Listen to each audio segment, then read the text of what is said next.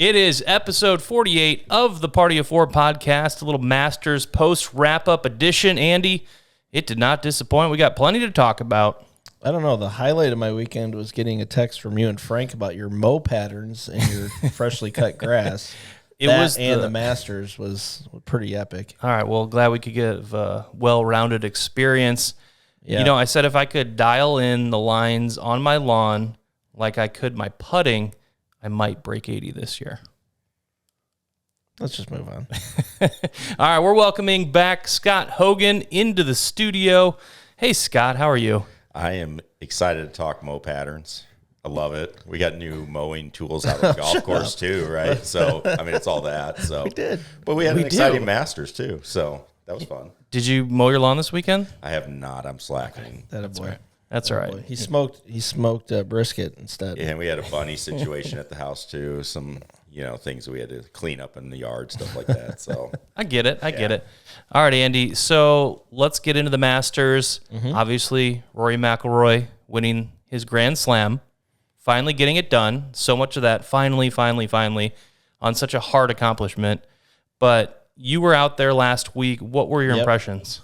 Yeah, so interesting enough, I was out there last week with the folks from TaylorMade and the greatest company ever. Right? They're good. So it's the weight of what Rory did was so much more than just Rory winning, right? Like, not only did we, from a fan perspective, like, when's he going to do it? You got the career Grand Slam sitting out there. But what I was really compelled by being around those people last week is, like, the weight of that company and the weight of other things. Really just all of that is sitting on Rory's shoulders as he's trying to make, like, those putts coming in. And I truly think you saw that. He felt that. It looked like that. Like, he literally had the weight of the world, the golf world, on his shoulders. Scott, you watched it, obviously. When he doubled the first hole, where did you think the day was going to go? honestly thought it was going to be kind of typical what we've seen in the past from him of late, where, he has, and then he didn't birdie 2 as well, which is was playing the easiest of the par 5s that day. Yeah, that was bad. That's not good. That's not a great start. But then, so it's the first thought from recent history is that this isn't going to be very good. And I start kind of almost feeling bad for him because you hear all the talk and everything about what's going on, and this isn't going to be any better. It's not going to help squash any of the things people had said about him in the past. That tournament comes down. I don't care what the stats say, and I got in this argument with Stats Nerd. Oh, it's all about middle iron play out there. Sure, it is, but the putting, the putting's the only thing that matters. Like if you look at Rory, he obviously had like a little bit of a, I don't know if I'd call it a yip or whatever, but it was a common miss on Sunday where he was basically pulling every putt, and then towards the end, you notice that last putt he hit, he aimed actually left edge and just shoved it into the middle of the hole. So he was definitely overcoming some demons, also overcoming, an issue with his stroke on that Sunday. It's probably hard to put it into perspective, but you always hear about that. Hey, if you lined up a putt from the furthest part of every green and you were just putting, could you beat the pros from the tee? Because those greens are just so hard. No, I don't think you could. If you can get the ball to stay there, like on the furthest edge, that's one of the complications too, because they all run off in different directions. I don't think you could. I really don't. There's so many undulations. There's so many, like, the greens aren't that small, but the actual playing surface is so small. Like you don't get the perspective, like where they have the pin on 6 on Sunday, and there's so many good shots there. Aren't much bigger than the size of this table of where you can land that. And if you go over on 6, it leaves you, because they recontoured that a couple years ago, it like leaves you a downhill chip or putt back up to an elevated green, and just past the hole, it runs all the way down to the front. So probably the most complicated green complexes you'll ever see at that green speed. That's the hardest part about that place, right? That's why they say first-time winners don't win, is because you don't know the greens yet. You don't know the directions. You don't know actually the correct place to miss it It's not always the right shot to go at every pin out there. It's where do I want to miss it to come back to have the best opportunity. Rory was a perfect example of that on 13 on the last day, right? We're all sitting there on the couch. I mean, I've watched this tournament for 35 years. Scott, you watch it we've all watched it, right? For years and years and years. What do you do on 13? What does the ball always do? It goes right back to the hole. It's a big funnel. So you hit it out to the left and it runs right to the hole. It's a really special place. And then part of what makes the Masters so iconic, right? You had Justin Rose to get into the playoff, made the putt we've seen at least 5 champions make to win the Masters. Mark O'Meara. Oh, man. Mark O'Meara, I've seen Tiger make that putt to win. Brooks Koepka missed the exact same putt, just low side, to lose to Tiger in 19. Like, that putt has mattered for the Masters. Phil Mickelson, I think, made that putt one of the years. So it's just cool to see that same putt happen. And then Justin Rose's putt in the playoff that he missed, Tiger had that exact same putt in 02 that he made for his win, and then Phil made that same one the first time he won the Masters. So just super cool that each and every year, I don't know what your original question was, but it's just cool each and every year that it comes down to the same stuff and the same elements having to do with the green complexes. That's what makes the Masters so enjoyable too, though. It's the same course. It changes slightly with like length and stuff, but as fans, and the amount of access they give us now with the app, I mean, it's the best golf app by far, and what they do on the range and stuff, you get to see everything. And we all know at home, like when Rory hits maybe the worst shot in like major championship history, that's really bad. Yeah. On 13, that was really bad. Yeah, that was Vanderbilt stuff. Yeah. We all are sitting at home like, how did you do that? How do you not hit it 30 feet left and let it funnel? Yeah. And you miss it 20 feet right, so he missed by 50 feet with a wedge. That's the stuff that makes it really fun to watch. The 7-iron on 15, that's the nuts. Greatest shot ever hit on that hole. Like, okay, before TV, yes, there was a 2 on that hole by Gene Sarazen, but I don't care. That's the greatest shot you'll ever see on 15. Throw the Nicklaus stuff out in 86. That's the greatest shot you'll ever see on 15. It's so bonkers that he would have taken that shot on. How do you hit that? Because that's not a shot you're on the range practicing a lot, right? It's somebody that's honestly fully confident about what their golf ball is able to do, what their swing's able to do. Rory made a change with golf ball halfway through the year that's made a really big difference. It's a golf ball that he can shape more. It's a golf ball he can spin more. And even though he bombs it, he's not always looking for what he can hit further. He's looking for something that he can control the best. So there were some of those shots coming in, actually, that I think if he was playing a different golf ball, it might be a different story, but he's able to shape shots a lot easier coming in. I think sometimes when you got the crazy shots too, especially when it's like under pressure, it's, you kind of get out of your own way a little bit. There's not so much technique or any of that. It's just make the ball. Yeah.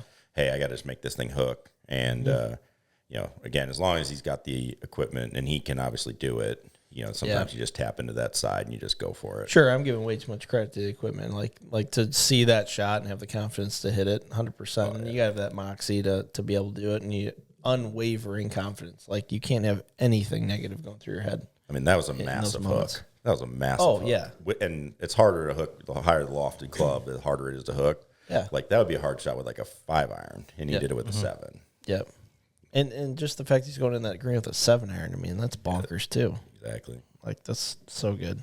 Think about the pressure of the moment and the expectations. And so many times in golf, we've seen Tiger pull one out of his hat, things like that. But it's like, if something goes wrong there, you say, hey, it's the Masters. He had to go for it. He had to try. But then he hits a shot that's just unbelievable. So I feel like it's almost it's a win-win opportunity, because you can shock the world, or you can do something that was probably expected in a situation. I feel like if Rory had Tiger's head, we'd be seeing the same stuff that we saw from Tiger. It's just that Rory's just, I don't know. There's not as much of that killer, it seems like. I mean, I'm saying that completely from the outside, but man, his talent level, it's as good as anybody ever that we've ever seen, period. End of story. I mean, when he's on, he's special. Now he loves front running, like you've seen those other majors that he's won. I mean, he was winning by 8, and what did he win the PGA by? I think 8 or 10. Yeah. I mean, he gets out there. He's a thoroughbred. That dude's just gonna run and run and run because the more birdies he makes, the more confidence he gets in the system. He's not. To me, it's not like Tiger, where Tiger would love to get lost in the madness and the weeds and like, I'm gonna not bogey, for 18 holes. He always had that kind of in the back of his mind for U.S. Opens. He would make sure he didn't bogey a hole. But I just feel like Rory's a little bit more kind of wide open. So you're gonna get the bigger swings. You might get more birdies, kind of different shots. It's definitely more of a Rory is definitely way more like a Phil with more talent than he is a Tiger. I think that's a fair way to say it. It almost feels like there's an element of like the exploration of the game they enjoy. Where Tiger obviously likes to explore the game, but it's all in the interest of it needs to make me better. Yeah. Whereas like Phil or Rory, they explore the game to just see what else they can do, kind of thing. Just a little bit different end goal almost. As they go. Was anyone surprised to see how up and down the scoreboard was on Sunday? Not really. They do it that way on purpose. I think, too, the guys have a comfort level of where the pins are going to be and how they need to attack it and how they need to pursue it. So I think that's a big part of it. That's why you see the guys with experience just run up the leaderboards on Sundays because they know exactly what to expect. They know what they're going to feel. They know how it's gonna come down. It doesn't surprise me that like Patrick Reed backdoored it. That doesn't surprise me at all because they know what the expectation is on that Sunday, how it's gonna play, where should I hit this in order for the ball to do this, and that doesn't really surprise me much. But some of those younger guys, Ludwig is my boy. Yeah. My boy. He had a solid Yeah. showing. Once he was out, he just said, "I'm going to triple 18. We got to curb some expectations." Yeah. Fluff that handicap a little bit. Exactly. I like it. That's a good strategy. So, yeah, I think the P. Reed thing is still Patrick Reed is still. I mean, he should have been in the playoff. He's a real thing. Yeah. It was 3-putted on 13 from 2 feet. Yeah, that's what Augusta does too. So yeah, it's one of those things too in golf. You can't necessarily like do that to yourself because then how do you react to the rest of it, right? If he makes birdie there, then you're like, oh well, then the expectation in your own head changes. That's part of the fascinating. You saw it in real time what was happening to Rory.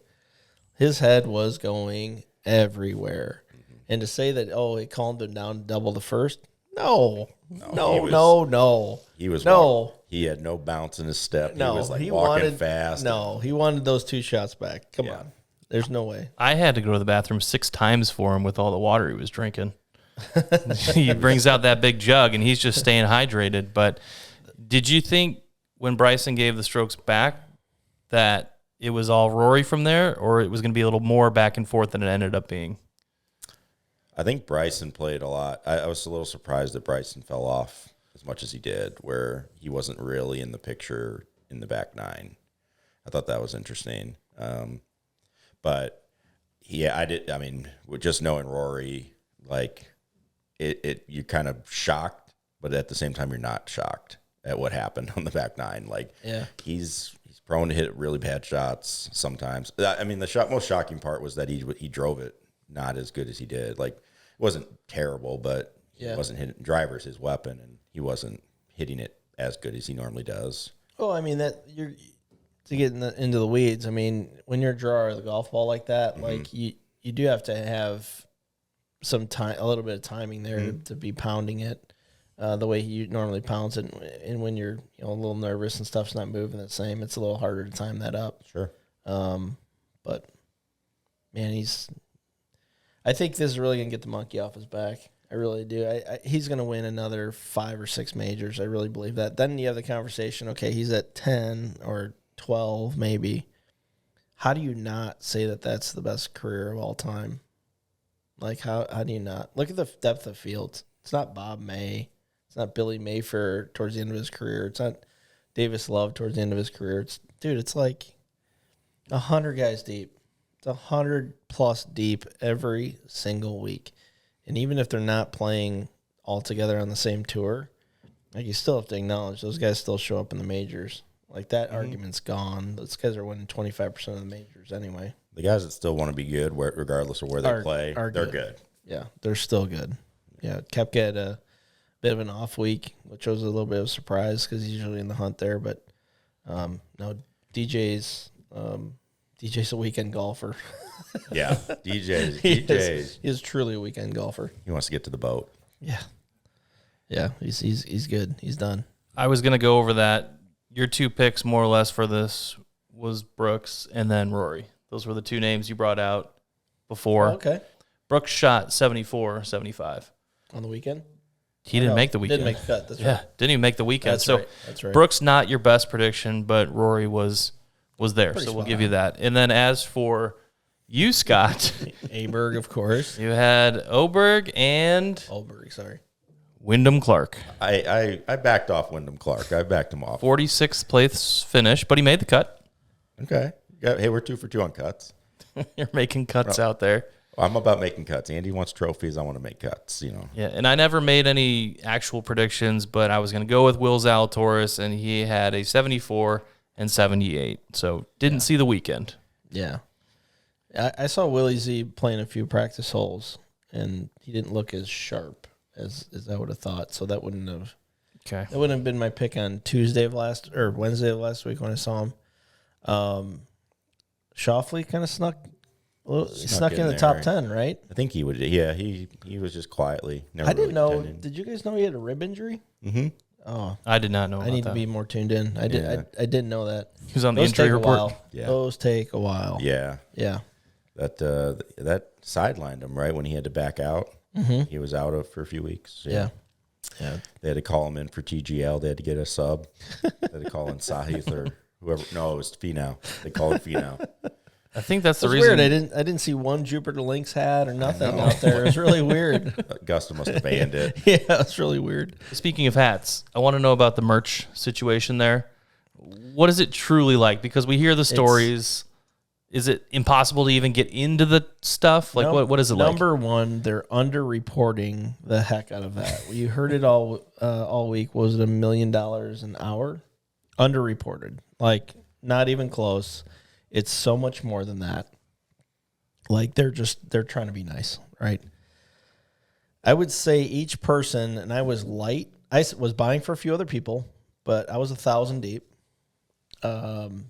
Hats, golf shirts, but the prices aren't crazy. Like all the golf shirts were $79. Okay. Very fair, as you'd see in any other pro shop. I got a hoodie, which I needed my 26th hoodie in my closet. Yes. Had to have it. Had Masters logo on it. Then I was buying for other people. I bought T-shirts for the kids. The one that got me was a bucket hat. I knew nothing about this brand. Is it Tilly or Tally? Something like this. And I walk in, I just go grab, because there's no like pricing on it until you check out. So I just grab, because it just says Masters taken on it. They don't all have prices on it. Check out. I'm like, man, that was expensive. I just bought 2 $100 bucket hats.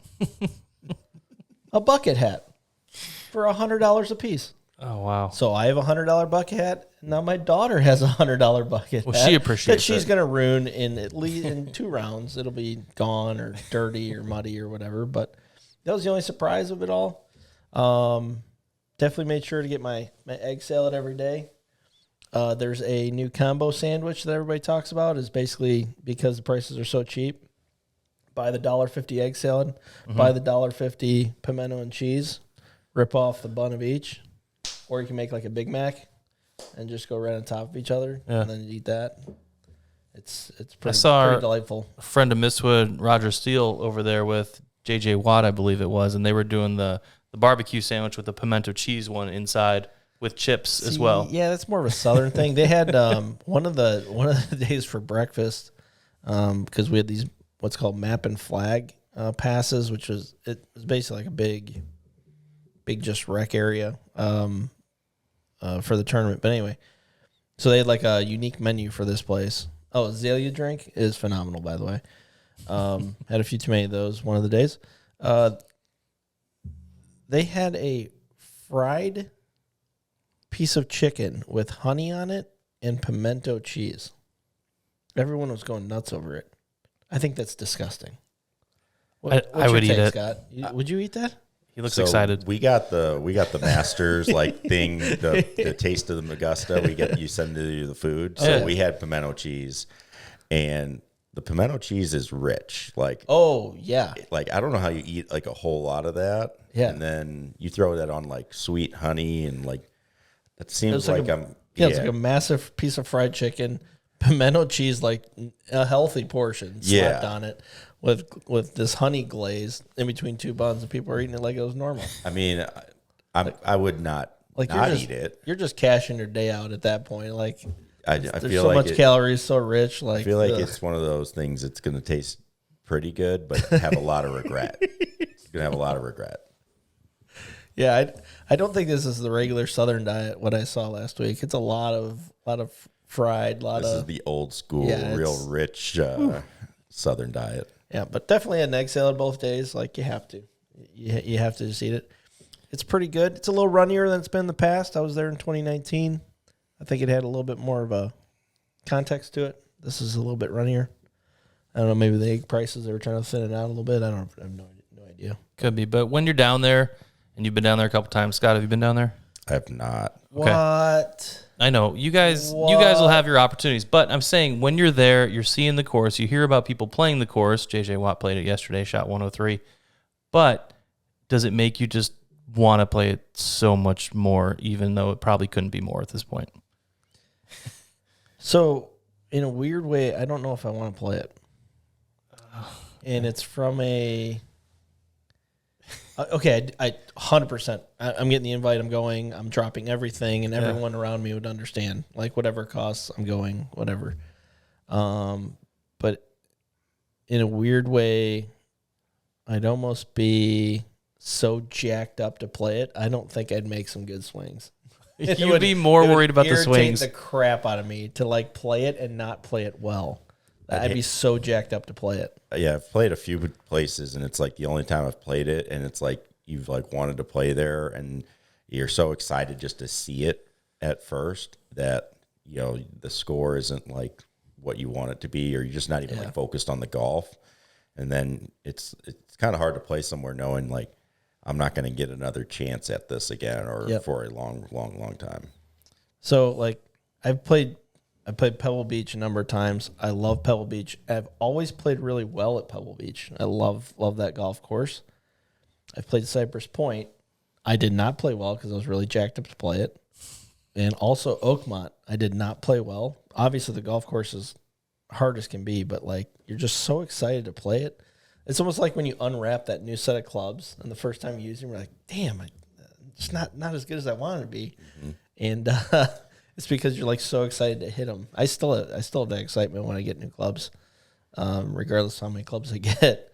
But yeah, it's just, I don't know, in a weird way.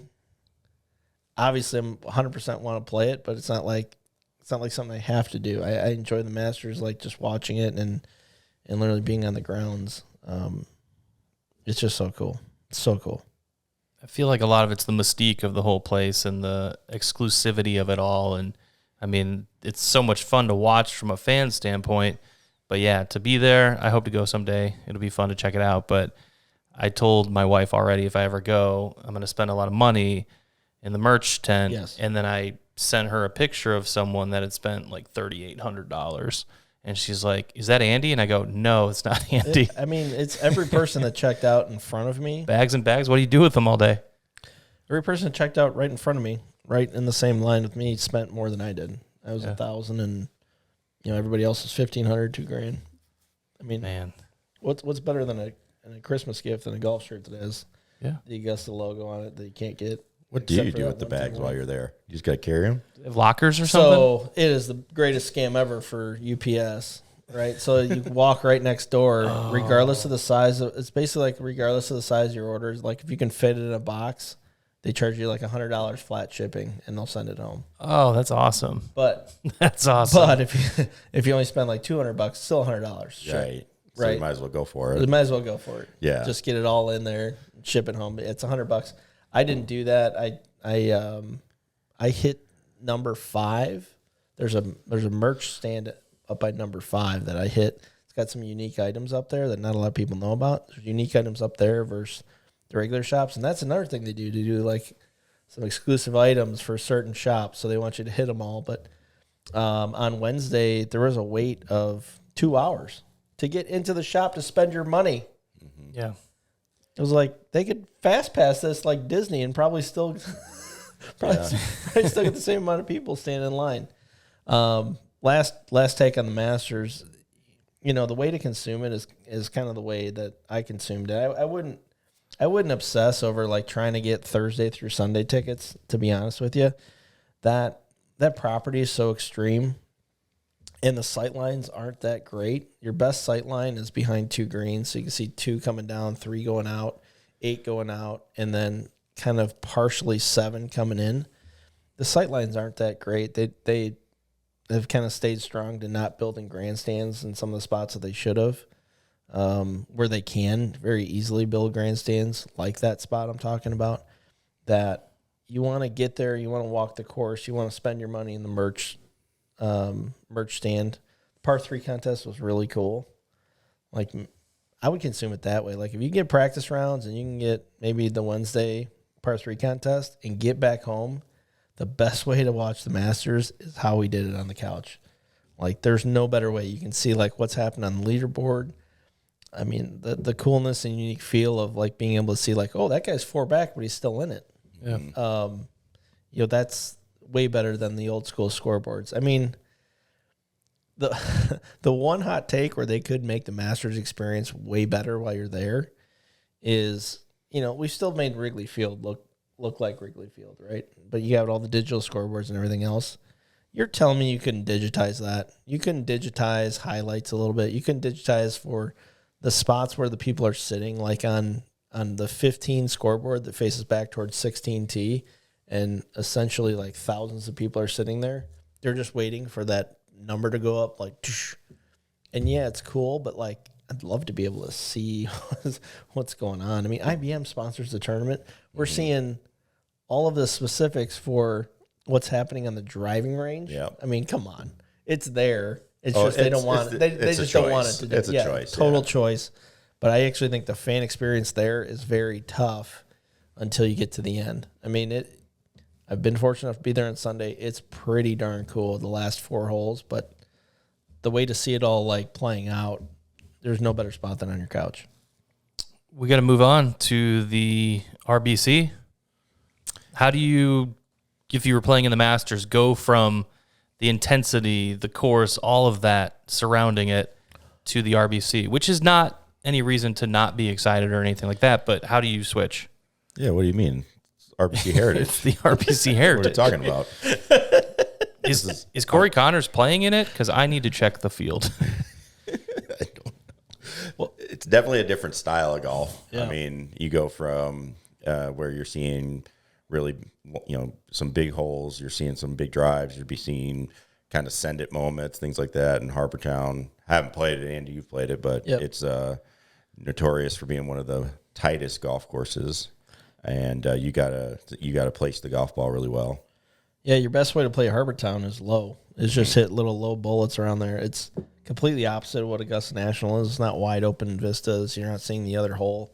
It's a neighborhood golf course, so you're playing a hole, and then it's more of I would say a cart path golf course where you're kind of going to the different holes, but they're all kind of framed by homes, not right on top of it. You got these big old trees. I don't know what particular tree it's called, but like mossy oaks or something like that. But they all just overhang the edge of the fairways. The only thing I don't like about Harbortown is really, 16 through 18 are great, and the rest of the golf course is just it's not that amazing. There are other courses on property at the Sea Pines Resort are just as good for most of the holes as what you're seeing at Harbortown.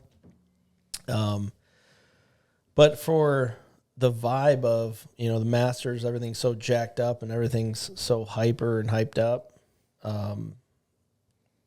Harbortown couldn't be a greater opposite of that. The town of Hilton Head is so sleepy. They don't even have lights like for the sea turtles. They don't have lights like above knee level. Okay. So like you drive past McDonald's, like, you know, it's like lit up from the bottom, but it's like whatever. It's just everything is so understated. Very, very relaxed. Very, very nice way to come off of the Masters, I think. And that's why players still go to it quite a bit. It's within 2 hours of Augusta National. A lot of the money that's at Augusta on the weekend have places or homes in Hilton Head purely for that reason. I know my buddy had a place there. We used to go from the Masters to Hilton Head when we were in college, which is pretty cool. So I do know a lot of that kind of money's connected to the Masters and Hilton Head. So it's kind of a natural fit for those 2 weeks for them to run right over. Is Oberg winning this weekend? You know, yes, but you know, it's yes. Simply put, you know, it's going to be, you know, with the way he played last week, he hit the ball pretty good with his irons. I think he drove it not as good as he normally does. He was hitting like this really big fade off the tee.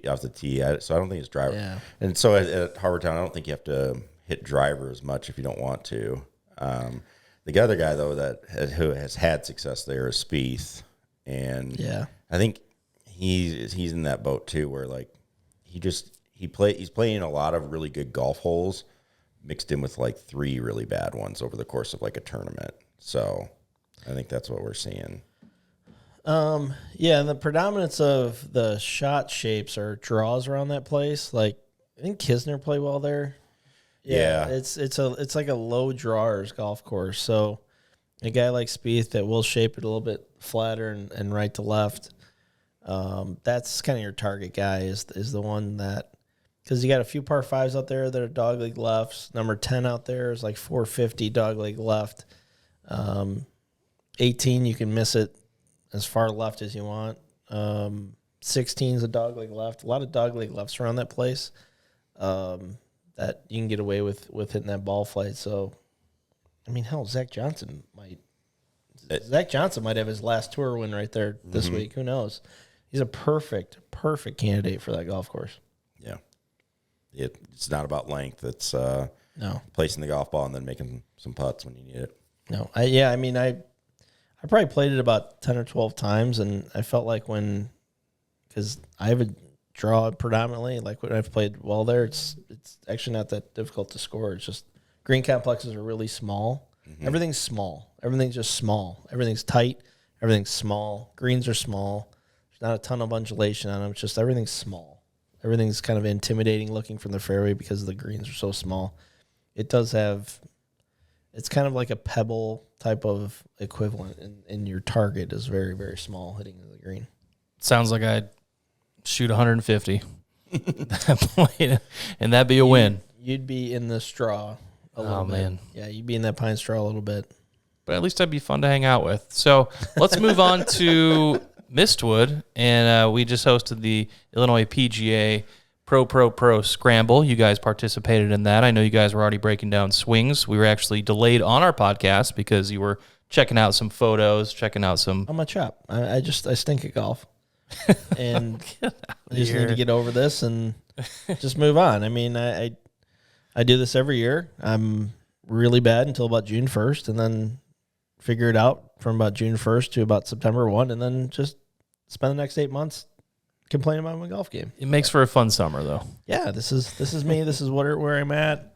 Can't believe my swing path is going that far out to the right and hitting big old quacky hooks. And is this all real stuff, Scott? This is our text string. This is our this verbal. This is after finishing second in the event. There was a nice, I would have to look at it. It was probably a good 120 balls hit in the bay with a nice gallery as well. TrackMan, yeah, nice gallery going too. So it was, I mean, I like opinion, but when I've got people outside, I trust Scott's attention to detail and his understanding of the golf swing, and I've got 8 other 20-somethings with 3 beers in them trying to tell me what to do. Like, dude, go back to drinking your beer. Get off my back. Just watch the show. His wrist is older, blah, blah, blah, blah, blah. Yeah, but the ball's doing kind of what we want it to, and we're talking about it and getting somewhere, so go have your beer. Get out of my face. It just goes it just goes back to, like, especially a player at, Andy's caliber.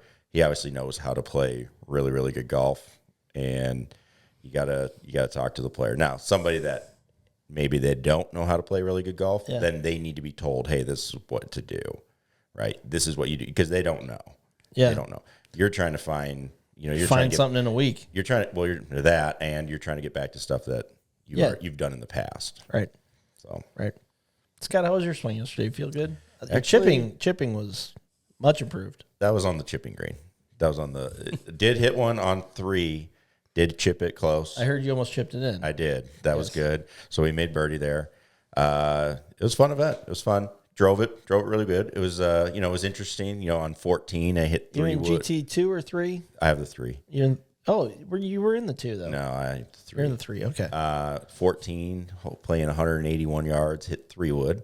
3 wood little peeler, little cutter. Started it over the lake. That wind was rough. It was. Oh my god! Cut it to hit it about 15 feet right of the pin. It was good. I was happy, and hit 3 wood on 7 as well. That was good. So a little bit of wind. Frank's like raw yardage with 5-iron, I think, is 220, mm-hmm. and he roasted it pin high on 14, and it was playing high 170s. Yeah, I was thinking 181 or 177 or something like that. Yeah. Yeah. I mean, it was fierce. And then playing 15, I'm just like, what part of the water do I want to hit this one into? Because I'm not even getting over. Let's go, Frank. Right. Get over the water for us. All right, great. I mean, and the greens were flying. They're perfect. They're perfect. And then you add in the wind. They were hauling. Yeah. I mean, the big difference over the winter, shout out to our staff. Man, the greens were good. I think it's the amount of sand that we put on them in the off season, just the being meticulous about making sure that we're doing that on a regular basis, really made a huge difference. Shout out Ben Kelnhofer. All right, let's have some good weather heading our way. Warm things up. Already great to see people at the golf course. I wouldn't play golf today. Holy smokes! He's just like, I'm out. Blowing 40, colder than yesterday. Yeah, no. It is cold. At least yesterday it was sunny. It was sunny in the event. It was it was doable temperature. Yeah, that was it. That was doable. But it was interesting when you're playing the first hole from the fairway with a wedge and you're aiming at like the 8th tee box. Yeah. To get to that back left pin. Yeah. Hey, we talked about being creative. A lot of that yesterday. Yeah. Good dome day. Good dome weather. Dome's still strong. We're open 9 a.m. to 9 p.m. Everybody get that in there. The dome's still going to still be open, and we have availability throughout the day. So you don't have to cram it all in April. Believe me, there's going to be better weather ahead. There's no reason to hit your golf ball and watch it drift 40 yards across the fairway in the air when it's blowing this hard. So go enjoy yourself in the dome. Wear a t-shirt. It's nice and warm in there. Grab a turkey avocado club. Oh, the best. Oh, yeah. Yep. Before we close the sports bar for the summer, and I think that's a perfect way to end the show. We'll see everyone again in a couple of weeks. That's your Masters wrap. Scott, thanks for joining us. Thank you for having me. Andy, always a pleasure. Thank you, Ben. And we'll catch up with all of you soon. Take care. Get in the cart. Right at us. The best in the business, Roger Cleveland. Can't wait to get back to Chicago and Mistwood. This is Party of Four, a Mistwood Golf Club podcast.